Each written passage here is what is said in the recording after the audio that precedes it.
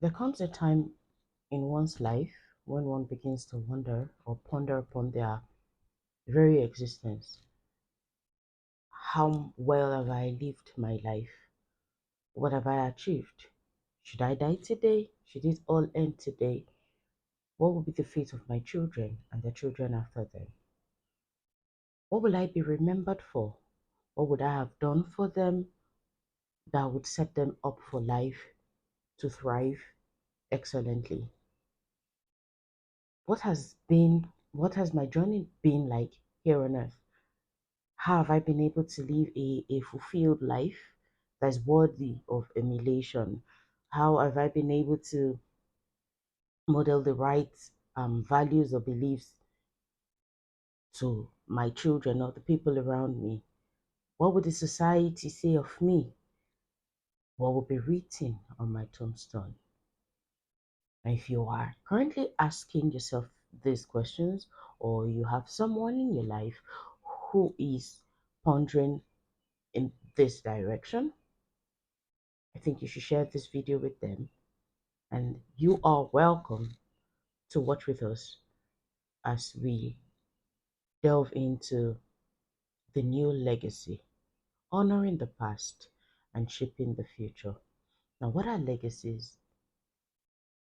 Legacies are simply the tangible or intangible treasures that are passed on from generation to generation. Tangible, like material things, intangible, like values and the likes of them. Number one on our list is values and beliefs. What are your values? Are you known for integrity? Are you known to be a patient person? What is your family identity? When people want to describe your family, what what do they say about you? What are you known for? Oh, I know this family to be very kind. I know them to be very pious. I know them to be long suffering. Or is the reverse the case? Is your family known for arrogance? Don't just go close to that family at all. They are very, very rude people. What are your beliefs? What do you really, really believe in? Like, do you even have an identity? Number two is traditions and rituals. What traditions did you start years ago? Have you continued to repeat over and over again? Now, here in Africa, many traditions, like a lot of traditions were passed on from generation to generation. I don't mean the fetish kind, because like a lot of you already have noticed, or like you all know, I am I'm a Christian, so I won't concern myself with the traditional part, like the fetish part of traditions or rituals that have been passed on. I mean, like, do you have a tradition in your family? Maybe game night could be a tradition. Movies with friends and families, barbecues with close friends could be a tradition. What rituals do you do? What's your morning ritual? What do you typically do every day? Like, is there something you do maybe every year or every month or every week or every day? These things could be the rituals you are bequeathing to your children. What um what stories and ancestral knowledge are you passing on to your children? Now, here again in Africa, I am Nigerian, like you already know. We are blessed with the well, we in my generation. I remember growing up, my dad used to tell us stories in the night, maybe outside under moonlight, or maybe inside. He put my siblings and I, bring us together and tell us stories. It's something I look back to with a lot of nostalgia, because it was not just bonding moments for us. It helped us see him in a different light. You know, parents way back were known for their disciplinary sternness, and hearing him tell us stories, laughing, telling us about masquerades, telling us about stories from the past that his father told him about hunters, about animals. It was oh my gosh, it was a beauty to behold. So now for us, this tradition of storytelling, this can be passed to the generation here in the moment or to the ones that are to come. It may not be stories about animals anymore. It may not be stories about hunters. It may be stories about how you maybe faced a challenge and conquered it, how you started your business and failed at it, how you conquered your self esteem problems or learned to be very brave and courageous. Stories about heroes that you knew. Maybe you lived with, let's say, Nelson Mandela, and you can share his story. Well, the bit or the much you are permitted to share, you're able to share this with your children. This could be stories that will inspire them, stories that will challenge or motivate them, especially when chips are down or when you're no longer around.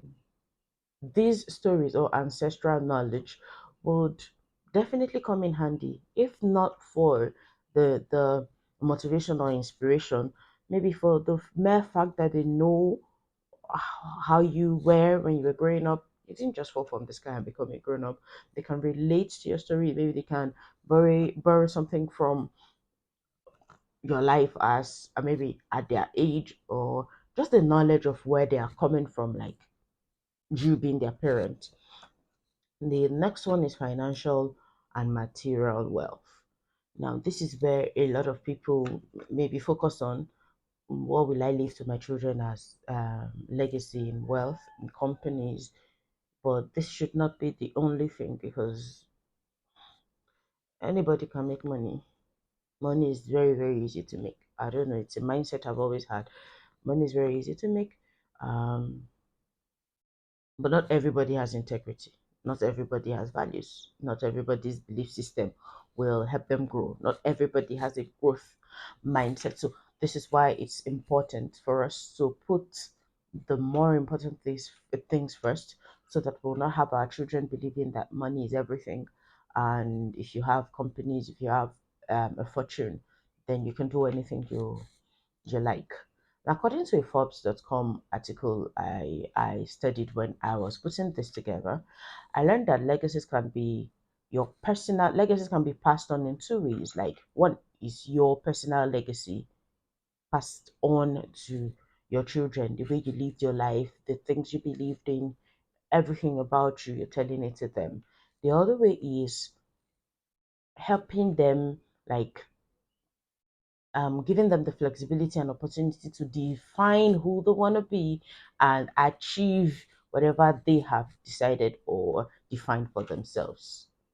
A lot of us parents have a problem with number two, because we want to live our lives through our children. We believe that because they are our children, because they are littler or they are younger, we can actually decide or determine what they can do. For instance, if you could not become a medical doctor, you just think that you can have your child be one, and you try to control everything. If you could not be a footballer, if you could not be an inventor, you're now saying, okay, since I couldn't do it, then I would set my child up to do it. Forgetting that there is such a thing as destiny, forgetting that the child has been born with preset skills that are meant to guide or mold them or shape them to becoming who they have been predestined to be. So, back to number two, the flexibility and opportunity to define and achieve who they want to be. This will be our focal point in this video today. But before we go on, if you're finding value so far, kindly like, share, um, and turn on the notification bell so that you would get notified when we put up new content weekly. And bring in your friends and loved ones so that they would gain value from this video too. Thank you. So, number two, the flexibility and opportunity to define and determine or define and achieve who they want to be. That brings us to the new legacy. The new legacy is critical thinking. Apart from the values, apart from the traditions, apart from the stories, apart from the ancestral knowledge, apart from the material wealth, the new legacy is critical thinking. Are your children able to think for themselves, think creatively, think critically? Are they able to make sense of the world around them? Are they able to understand why maybe a particular content is put out there? The content may look entertaining, it may seem like it's age appropriate, but is it meant to subtly guide them into thinking a certain way? Is it meant to influence their behavior, make them act or react or respond to things in a certain way? Are they able to decipher between good, not good and bad, not truths or lies, but between truths and half truths? Because it's very easy to determine what's true. It's very easy to differentiate it from lies. But where critical thinking comes to play and is very important is figuring out what is totally the truth and what is not. Are they able to examine the bearer of the truth? Why is this person giving me this information? What is in need for them? Why am I watching this TV show? What were the producers thinking when they put this together? When they say it's age appropriate, what did they actually consider the age, like in the mental age? No, not just the mental age, the developmental age of the child, of the viewers they intended this TV show for. Now, it's a pity that a lot of parents turn off their TV sets when they are going out, or don't get me wrong, I'm not trying to fault your parenting style. That's not what we do here. We are not trying to shame you. We're just trying to help you think. Is there another way of doing this thing? Are there better ways of doing this thing or achieving the better results than we currently have? Now, they go out, they go to school, they mingle with their friends, right? Meaning that they are not watching a show does not mean that their friends won't tell them the content of that show, maybe during break. That they are not seeing it for themselves does not mean that a child who has seen it, who has been exposed to whatever content, will not pass along a line or two, a story or two to them.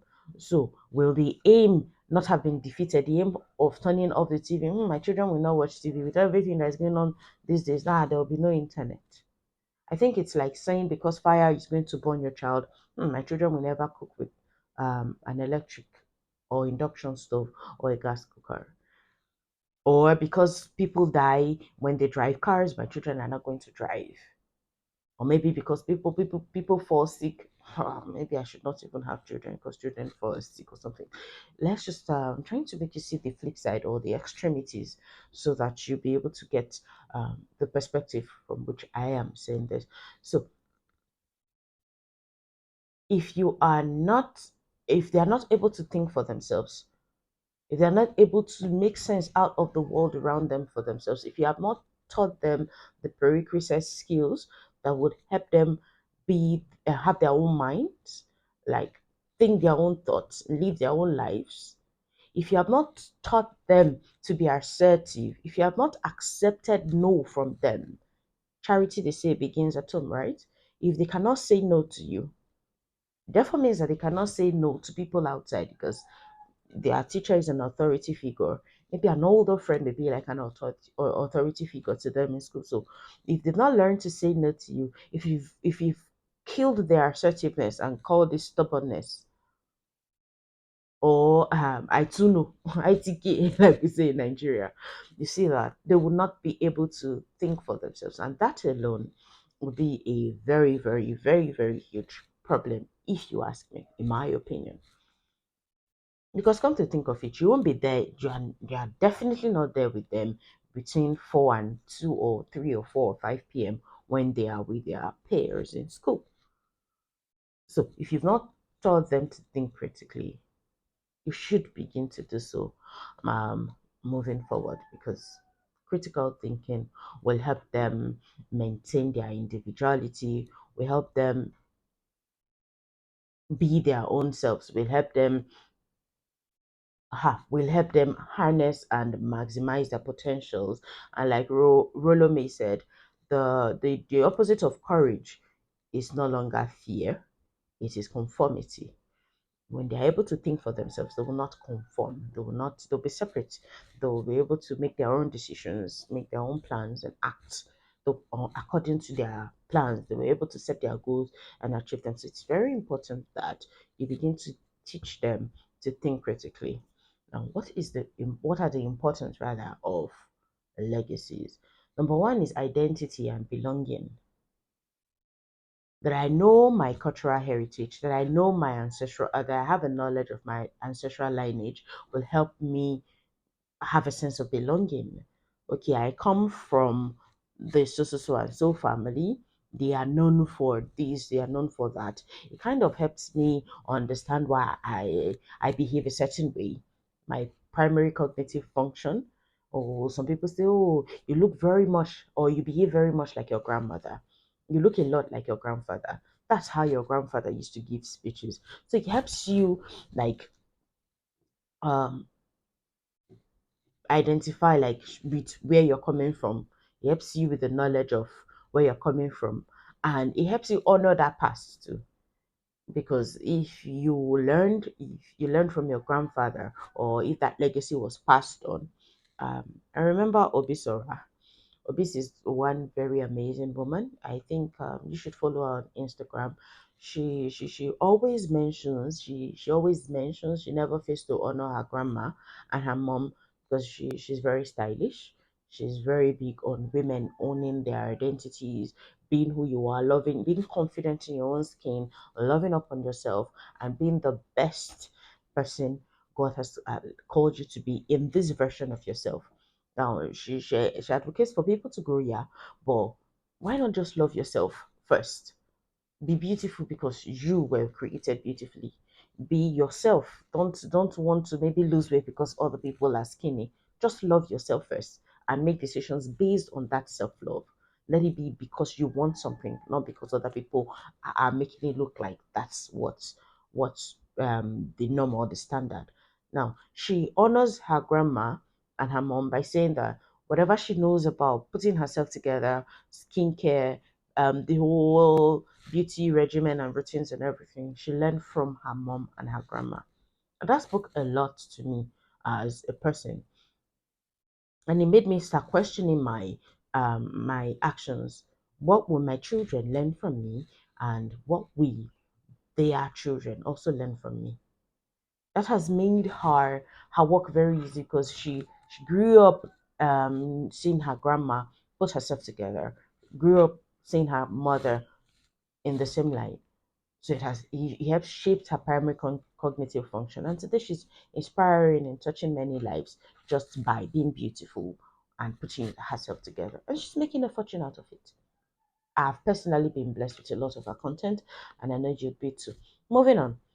Number two is values and principles. It is important for your children to have values and principles passed on to them as legacies because it will help ease their burden.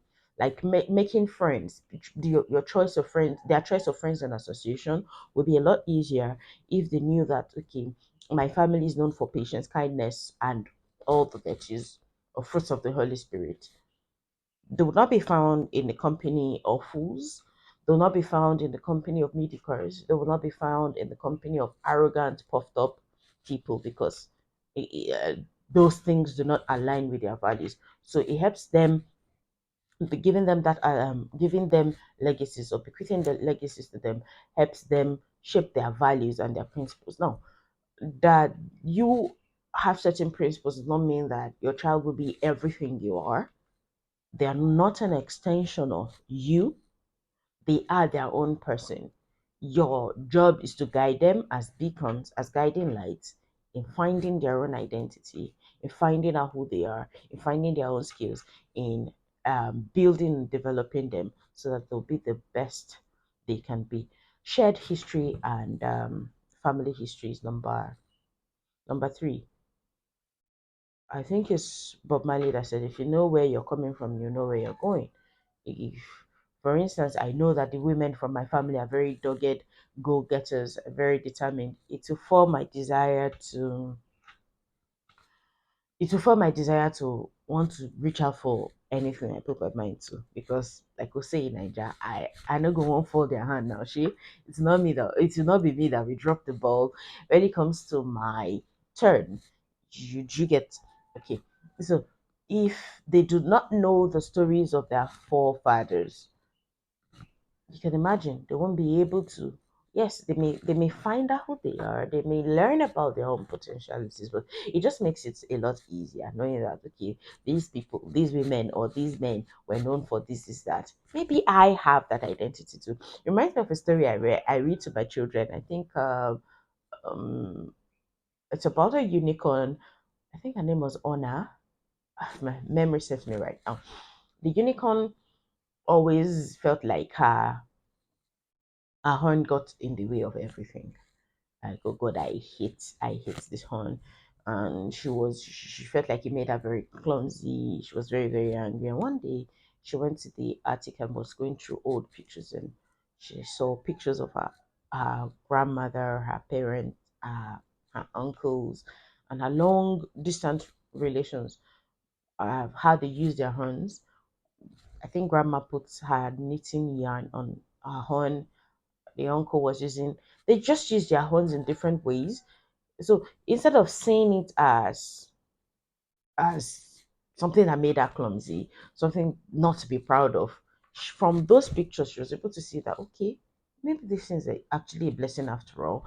I just have not been able to harness it well. I've just have not been able to use it well, and she was able to save her friends. Long story short, she was able to save her friends because she put a beam, like a shiny beam, on her head and went into the storm, and they could see the light, and that helped them.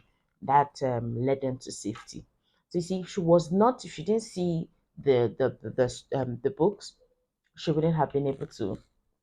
She would have been able to understand that the horn was actually an important thing, is a piece of her identity and a useful tool, and she wouldn't have been able to save her friends from the storm. And that reminds me of what Jim Rohn says about the three legacies you should leave to your children. He mentions number one as your journals. What have you learned? What inspiration do you get daily? I have a lot.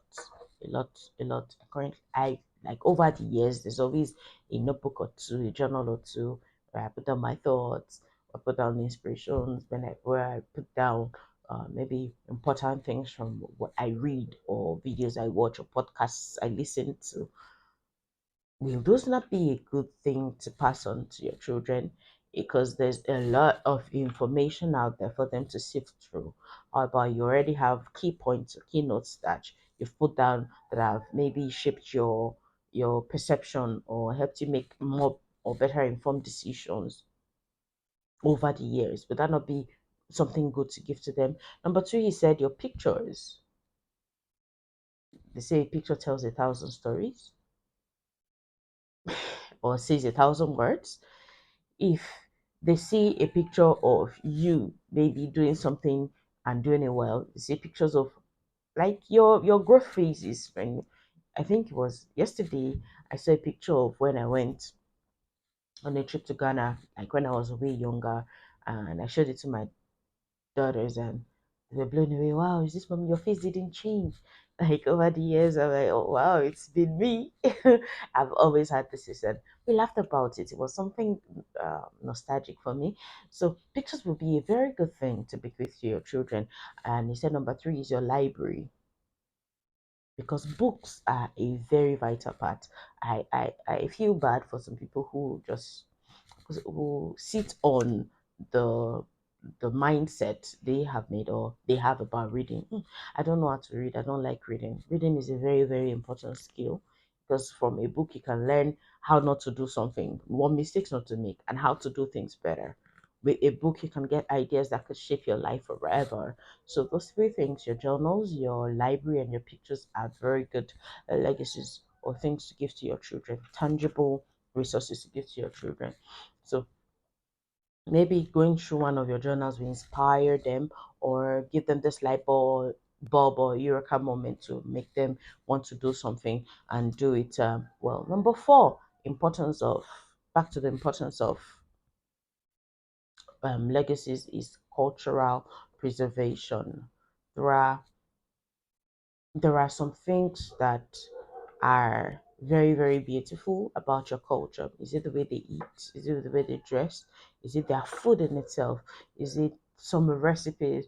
I remember some time ago, somebody brought, Nigerians will very much know what I'm talking about. A lot of us, maybe in the north, uh, masa. Masa is made from rice, blended rice, and then maybe fried in, um, just like pancakes, but made with rice. Beautiful pancakes made with rice. It's fluffy and it's nice. And sometimes they sprinkle sugar, granulated sugar on them. Oh, it's very, very nice. Very fluffy and nice, especially when it's steaming hot. Making me hungry. Okay, back to back to cultural preservation. Now, there's a certain part of the north, I think in Bauchi State, there's a particular family that is known for producing the best massas. Like they said, the recipe has been, excuse me, please. They said the recipe has been passed on from generation to generations, and that's what they are known for. So if you want good masa in Bauchi State, you just know that you can get it from that family. That culture of making good masas has been preserved. Somebody can maybe modernize some things about the business aspect of it and then turn it into a franchise, turn it into a very big business empire. You see that some recipes are passed from great grandmothers and handed along, and that has helped children in many ways to maybe make out a living and thrive. So cultural preservation, your dressing, your language, your food, a lot of the beautiful things about your culture could be passing them on could be very important. Um, Passing on your cultural heritage is another importance of legacies. Intergenerational bonding. Like I said, I didn't meet my paternal grandfather, but stories about him from my father made me know that he was very courageous. He was very, very brave. He he was a go-getter and all of that. So I may not have known him in person, but because I know my dad, because I share a lot of traits in common with my dad, I know that he definitely got a lot of those from his father too. So maybe we're bonding like that because we share some things in common and memories of him, like from stories. I try to like picture what he would have looked like. Okay, maybe I've seen a picture of two of him. Okay, how would his life have been? How was his life? How was he able to face the challenges or situations that gave him the courage that made him even braver, that made him even take on more challenges? You see, so intergenerational bonding is fostered when legacies are passed on. The last one is emotional support, knowing that you're not alone, knowing that the particular struggle you're facing is not germane to only you, kind of is soothing, knowing that the people in your past actually shared a similar fate but conquered. We give you this new resolve, this new zest to keep pushing. I won't give up because if my mom, for instance, went against all odds, defied all the limitations of illiteracy and became so and so and so, then I too can. That support is there. And how will they know if how will your children know if you do not tell it to them? How are legacies passed on? The very first one is oral tradition, word of mouth, like stories being told from father to children. I think a lot of the stories from our past may not be, our children may not really know them because jet age, alpha, is it generation alpha now with all the, or Gen Z, yeah, Gen Z, with all the devices, with all the social media handles and platforms, that story time, how many people actually go outside under moonlight these days to tell tales? It reminds me of a TV show we used to watch way back, Tales by Moonlight, where a grandma will gather some children around a circle of fire and then tell stories to them. Do these things still happen today? Number two is written records. Like I said in your journals, like Jim Ron mentioned, that you could bequeath to your children, written records. What has the family achieved over the years that you've written down to pass on? Your memory will not serve you. The things you are writing down, maybe your memoirs, your memory, like journals, will help them know what happened in the past, what they can learn from it, and how to shape the future. Remember, we said the topic is the the new legacy, honoring the past and shaping the future. So written records are a very good way to pass on your legacy. Number three is family tradition gatherings. uh is it Christmas, is it New Year, is it Easter? What when do you gather together as a family? During those gatherings, just from teachable moments. No, no, no, no, don't do it like this. In this family, we behave like this. Oh, no, no, no, don't talk to that person like that. In this family, we're very big on honor.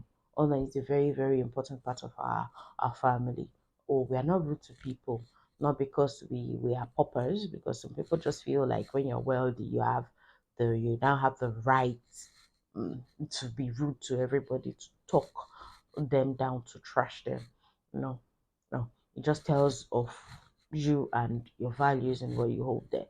So if honor is important to you, treating other people as special and important is it's something you're known for, it will be easy to maybe catch some things that your children are not doing right, and then you say to them, no, that this person is keeping the house, that this person is taking care of the children, does not mean that you should talk down at them, because they are playing a very vital role in your destiny.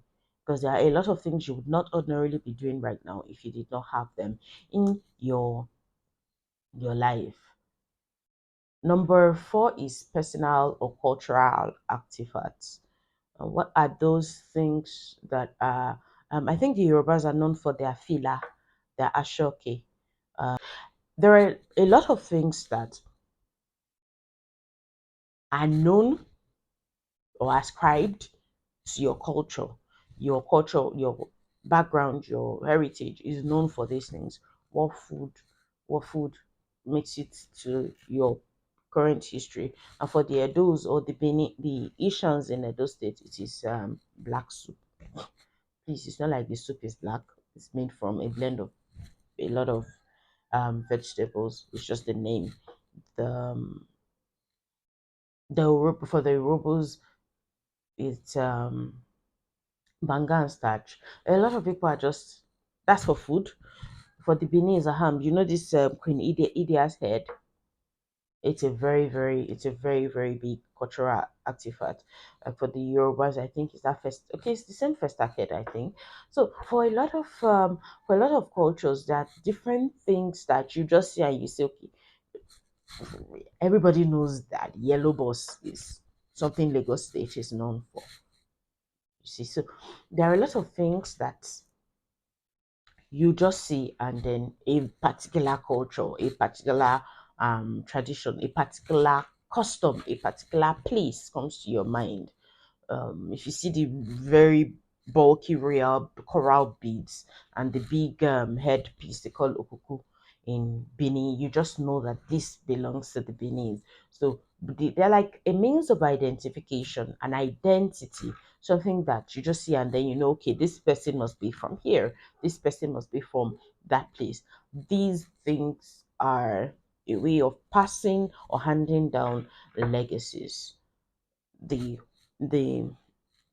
Queen Idia's face, the mask that she wore when she went to fight with men, because then, according to the story, women were not allowed to go to battles, but Queen Idia, knowing that they were going to lose the war, because she was brave enough and then she had the skill, disguised herself as a man and wore a mask, and then went into battle with the men and then won. So you see, that has been an artifact, like a legacy that's been passed on from generation to generation. So showing them, your children, that artifact and telling them the story maybe inspire courage in them. So artifacts and um, preserved cultural artifacts, yes, are a very good way of passing on legacies.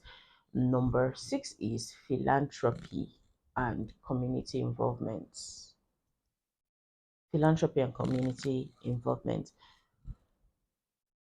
How are you with giving?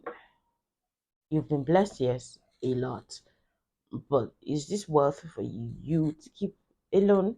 In my family, our tagline is "We are blessed to be a blessing," so that you don't get puffed up, so that you don't get arrogant. Whatever blessings you have, be it your intellect, you're blessed with this genius mind, with this brilliance. You don't think that it's now a reason for you to be full of yourself and talking trash at people, or you're blessed, you are financially fortunate. You don't now see it as a reason to look down at people. You see it as instead as an avenue to reach out and bless people. I teach my children that it is more blessed to give than to receive, because, of course, there's joy in being the one who's giving. We are always receiving. I'm not saying it's bad to always be on the receiving end. I'm just saying, just try it. Just try it. It feels really, really, really, really, really, really good. Now, giving and not expecting anything in return. There's this joy it gives you, knowing that you're able to touch somebody's life in your little way. So philanthropy could be a way of passing on legacies, giving, passing on that tradition of giving, passing on that lifestyle of giving, involving in community projects or involving in the community in the day-to-day happenings in your church, in your society, can also be an avenue of passing on legacies. Number seven is the elephant in the room, modeling. Monkey sees, monkey does. Maybe that should be, yes, one of our mantras on this channel. Monkey sees, monkey does. If your child is not seeing you be if your child is not seeing you brave in the face of difficulties, trust me, there's no amount of pitching, there's no amount of talk you'll talk that will make it make sense to them. It's easier to relate to something you've seen firsthand, and then you can pick cues from there. So, so far in this video, we've mentioned that legacies are tangible and intangible things or treasures we pass from one generation to the other. We said the values and beliefs, traditions and rituals, stories and ancestral knowledge, financial and material wealth. And we said, Remember mentioned that you could give your children your journals, your library, and your pictures. And we said important variables about legacies. Legacies will be passed. Your own personal legacies can be passed, and then you can help your children with the flexibility and opportunity to define and achieve their own legacies. And that brought us to the new legacy being critical thinking, ability to think for themselves so that they would have a sense of identity and individuality. They'll be able to make their own decisions, and they will not conform or live a conformist life. They'll be able to make their own decisions and set their own goals, set their own pace, and make the most out of their lives. Then we went on to the um, importance of legacies. We said identity and belonging, values and principles, shared history and stories, cultural preservation, emotional support, and intergenerational bonding. And then we went on to how legacies can be passed. We said oral tradition, written records, family gatherings, preserved cultural artifacts. We said through modeling, philanthropy and community involvement, and of course, the final one is education and mentorship. You see that a new bride could go to a mother-in-law to learn about customs and traditions and ways of life of the new home she's coming into. That's a very, very fast way. That's a very, very practical way of passing on legacies. In our family, we our women are submissive. They respect the family. They respect the and honor the marriage institution. what better way is there to teach it to a new bride than for her to learn it from maybe her mother-in-law or one of the pillars of the society or the family who actually lives these values out. Um, Gain value from this video, please do share with your friends. Like I always say, don't keep us as your best kept secret. Help us grow and help a friend learn something new. And as it is becoming a tradition, or maybe we should make it a tradition, we usually would end every video with one or two quotes. Today, I got two. I've got two for you. The first one is from Rashid Ogunlaru, and it says, legacy is not what's left tomorrow when you're gone. It is what you give, create, impact, and contribute today while you're here that happens to live on. I'll take that again. Legacy is not what's left tomorrow when you're gone.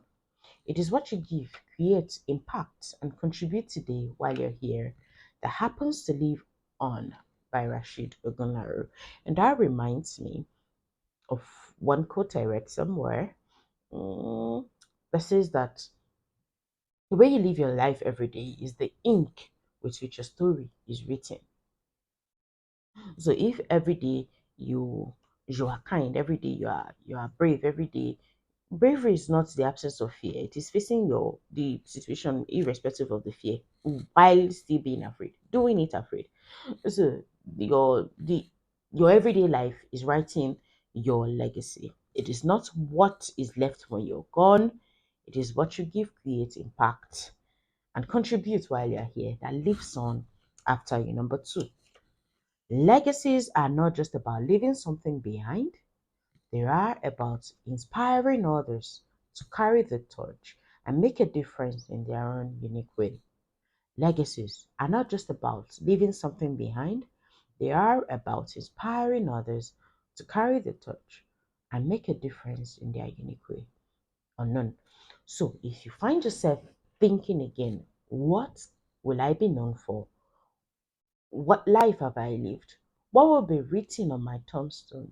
Remember that you can begin today, here and now, to have values, to start learning about values, to start learning, like shaping your belief system. If you already have all of what we've mentioned, if you already have values, if you already have stories, knowledge, financial wealth, and everything, you now know how you can pass them on. Start from today and start honoring the past and shaping the future, because your legacy will definitely be what you have done now that will live on after you. Thank you very much for sticking it out with us to the end of the video. Till we see you again in our next video, keep living the rest of your life as the best of your life. God bless you.